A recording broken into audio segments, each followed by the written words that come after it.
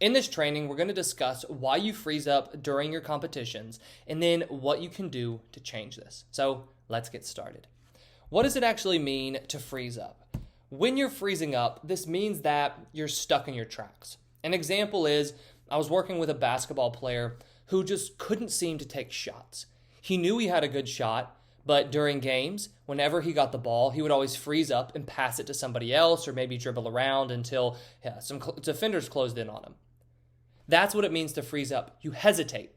Another example would be a baseball player who's at the plate and he can't seem to pull himself to swing at good pitches, right? He's hesitating. He's freezing up. There are so many examples based on your sport, but a simple definition, not dependent upon what sport you play, is that you are holding yourself back from performing. You're stopping yourself in your tracks. Now, why do we do this? Why do we actually freeze up during performances? Well, number one is going to be fear. That one seems plain and simple. When you are afraid of making a mistake, why would you want to try to make that mistake? If you're afraid of missing the shot because you've missed 5 in a row, of course you're probably going to freeze up because you don't want to miss 6 in a row. If you're at the plate with that example that I gave and you're in a slump right now, you're going to be hesitant because you're second guessing yourself. You are fearful. So when you have this fear of failure, this fear of making a mistake, not actually performing, not going after what you want, that is a very safe option. But it doesn't also allow you to have success. So you have to find the balance of realizing, what do I want? Do I fear failure more? Do I want success? Well, rationally, I guarantee you want success. In the moment, you're trying to avoid failure. So we have to work on that, which we'll talk about here in a second. But another reason why you're going to freeze up during your performances is anxiety. Anxiety can cause you to just completely lock up and freeze during your whole performance because you're worried about what's going to happen. This really goes along with fear, and all of these are very much similar and related. But when you have performance anxiety, you're so anxious about what's going to happen that this slows you down. It causes you to hesitate. It causes you to freeze up. It causes you to not just flow and perform naturally because you're worried about, well, what's going to happen if I do this? What's going to happen if this happens, right? I don't want this to happen. I hope this does happen. And you've got so many worries and racing thoughts going through your mind that you can't just simply relax, let go, and perform. Number 3 is perfectionism. Perfectionism means that you have this need to be perfect.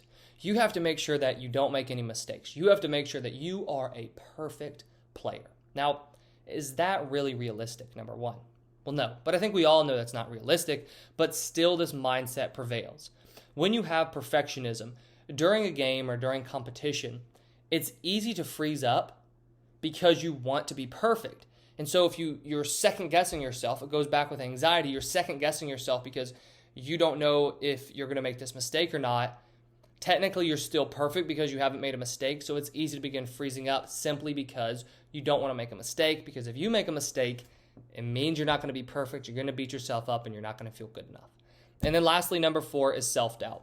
Self-doubt is really the core of all of these, because if you have perfectionism and you're afraid of making a mistake, or you have anxiety, you're worried about what's going to happen, you have fear, those all really stem from self-doubt. You do not believe and have true confidence in yourself and your abilities. If you're a soccer player and you don't have trust in your shot, well, then you're going to freeze up and hesitate when you get that nice cross to midfield and you're ready to shoot on the goal. You're not going to take it. You're going to hesitate because you don't have trust in yourself. If you're a quarterback and you don't know who to throw it to and you're hesitating, right? You're freezing up. It's because you doubt yourself. You doubt your decision-making skills. You doubt your ability to make that pass. So whatever sports you play, whatever your performance looks like, when you doubt yourself, when you don't have that true confidence in your abilities, it's very easy to then freeze up and hesitate because you're kind of wondering, can I actually do this? I don't really believe that I can do this, so let me just hold on for a second. But none of these 4 allow you to perform your best, right? They are always going to be holding you back because freezing and hesitating during your performances, that's always going to hold you back. For you to perform your best, and I would almost guarantee you've had performances like this, when you have performed your best, everything just flows.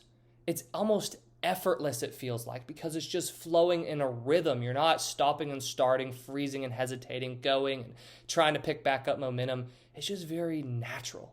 And that's what you want to get to, but that can't happen as long as these are present and you're freezing. So what we have to do is work on overcoming this so you can stop freezing during performances. So step one, what we're going to do is locate the cause, and then we're going to attack the cause. So what you have to figure out is what actually is the cause of you freezing up. So I want you to ask yourself these questions. At what points am I freezing up? What am I afraid of? Do I freeze up in practice? Is there someone I am afraid to perform poorly in front of? Do I have trust in my skills? Is there a physical aspect of my game that needs work? And then, am I putting too much pressure on myself to be perfect? When you examine these, it starts to become clear which of the 4 causes outlined earlier are really the reason that you are freezing up during a performance. So answer these questions to help figure out what is driving this need to freeze up and hesitate during your performances. Next, for step 2, you're going to attack the cause. So the causes, like I said earlier, are fear, anxiety, perfectionism, and self-doubt.